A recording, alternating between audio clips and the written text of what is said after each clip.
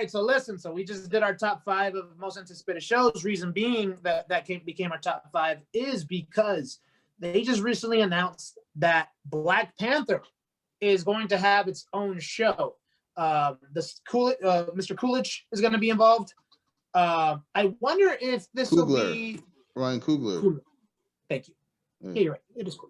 So, anyways, Black Panther, they're going to come out with a show. Really haven't given much details into it. Basically, what they're saying, I don't know what they're going to do. If it's going to be like the characters from the movie, the same way they're doing the Disney Plus shows now, or if it's just going to be, just touching up on Wakanda, maybe going back and doing history, maybe doing previous Black Panthers histories, his father or down the lineage, right? Because one thing that I've always was interested in is if you saw when he visited the previous Black Panthers visited him. Yeah, in the they were from all the different tribes. Mm-hmm. Women were there, so it's kind of. I wonder if they'd be doing exploration like that. So, so like I said, Ryan Coogler is going to be in charge of this, and he's going to create, and it's part of his 5-year exclusive deal with Disney because of his proximity media. That's his company. It's part of their deal. So I'm interested to see how that is. I wonder if this is going to come out before the second movie, maybe to kind of fill in some of the gaps, kind of maybe explain what happened to T'Challa. I honestly think that they can let T'Challa pass away and talk about that, right? But I don't know what they're going to do with it. I don't know, because it's kind of like, when Brian from Fast and the Furious, remember Paul Walker. What's that? Paul Walker passed away, right? They just kind of explained him away, but then you have it just in the span of the movie, it doesn't make sense that you're having all these problems and you're not asking Brian to come and help you, So I kind of would think that they find a way to explain, not explain him away, but kind of give an homage, kind of. I don't know if anybody ever watched Glee when the actor who played Finn passed away. They kind of put it in the story, kind of allowed that to be a grieving process for people, and I think it works great as a grieving process for fans because obviously Black Panther Chadwick Boseman passing away just hurt a lot of us. But anyways, don't know what's that many details about the show, but they did announce it. So real quickly before I ask you this question that came up with that I came up with when this was announced, how do you feel about this Black Panther show? I'm interested, especially seeing what Marvel Studios has done with the first half of WandaVision.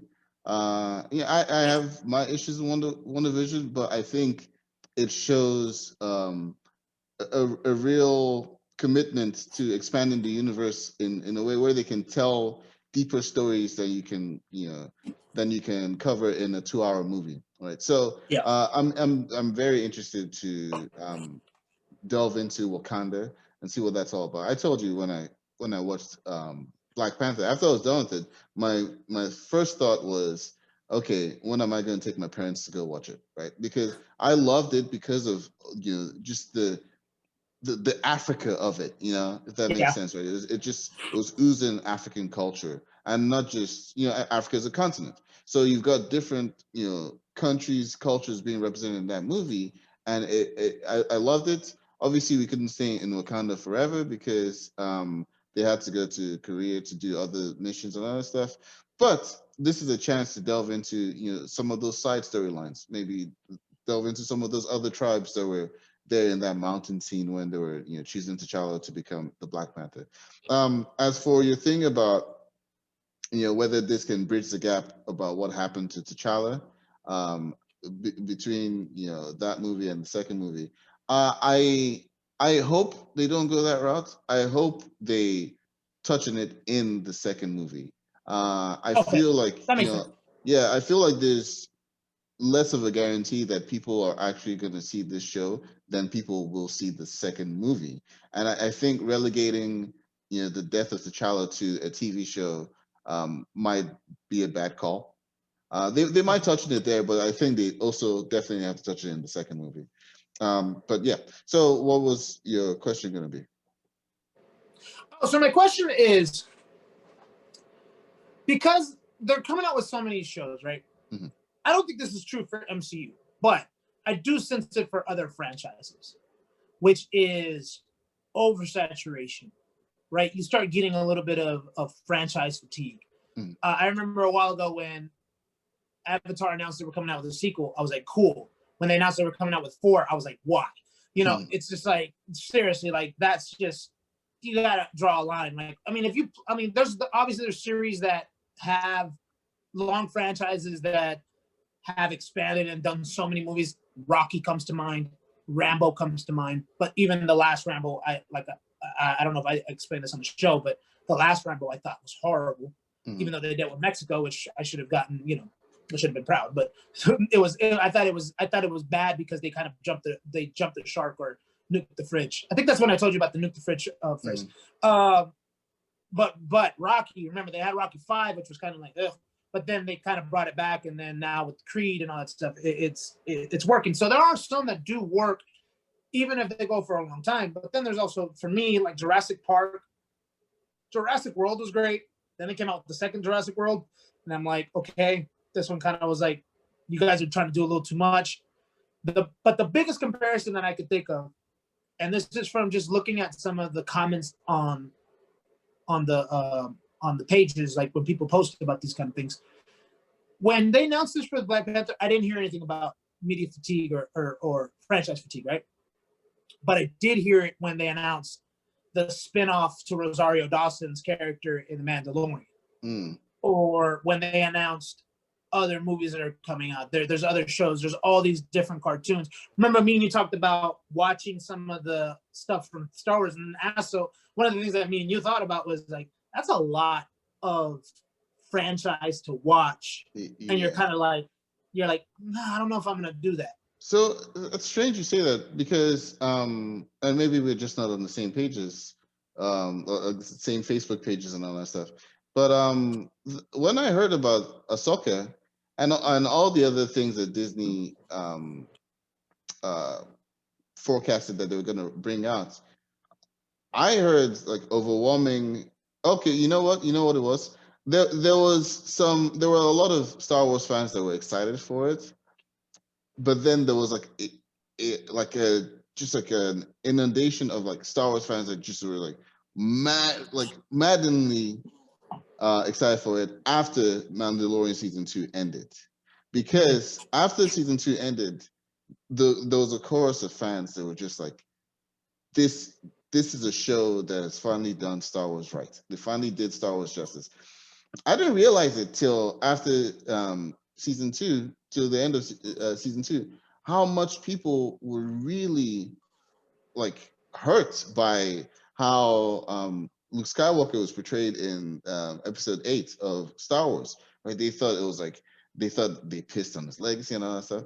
So when spoiler alerts, if you haven't seen the Battle, okay. So there was a big thing that happened towards the end of season 2, and it gave a lot of people this feeling like, oh, thank God, they finally treated this property with the right sort of respect. And I think after that happened, people were very excited for the Star Wars shows that Disney Plus had lined up, because they felt like this is a way to tell the story right. A lot of people are even talking about retconning out the most recent trilogy. So the Rey and Kylo Ren saga, they think of retconning it out and just like doing. So I think the problem becomes with media fatigue is when you don't do it right. Because like I said, Jurassic World 2 was just, I thought was bad, right? So that's I'm not looking, but I was looking forward to Jurassic World 2 because I liked Jurassic World. Yeah, I don't know. Personally, I saw the first Jurassic World. I really liked it. I think Chris Pratt is a charismatic lead in that. Bryce Dallas Howard was okay. She was Bryce Dallas Howard. But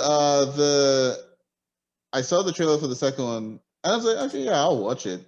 But I wasn't like super excited for it. I didn't even see it in theaters. I think I saw it on Blu-ray. And it was okay, like it was a serviceable movie, but it was a movie. It wasn't one of those Jurassic World has never been, or Jurassic Park has never been one of those franchises that I'm like, oh, I'm like really looking forward to it. So I guess I didn't feel that drop in Quality. endorphins, whatever. Just because just because I didn't have that high from it in the first place. But to get back on the main topic, which is Black Panther and whether it will have there's like No, I don't think Black Panther. I'm talking about, I would say MCU, not well, specifically. but so I mean that being part of the whole MCU TV slate. I don't think so, and the reason is, and we'll get on it as we go through our MCU retrospective. There's a wide belief that the first like two phases of the MCU were very formulaic, right? Very formulaic, three-act structure for each of the movies, and you could almost tell, okay, this is how it's gonna go, and then the bad guy is gonna be someone that's just like the main guy, Iron Man and Ironmonger having basically Mhm. this same power sets. They even made that mistake too in Black Panther with Black Panther and Killmonger having the same power set and all that stuff, right? So, but in Phase 3, they kind of switched up the formula a little bit, and I see them doing that a little more now too. They're like, let's Because they switch it up paid a more little bit. attention to the villain Yes, exactly. So when they started doing that. Yeah. they're doing that more and more. They keep just tweaking and tweaking, and because of those tweaks, they keep you invested. They keep you like saying, okay, I want to see more MCU content. So yeah, I don't think this one is gonna cause or add to like oversaturation. I'm looking forward to all of them: Loki, Yeah. Hawkeye, Captain, I Falcon, think and the Winter Soldier, biggest thing all of that.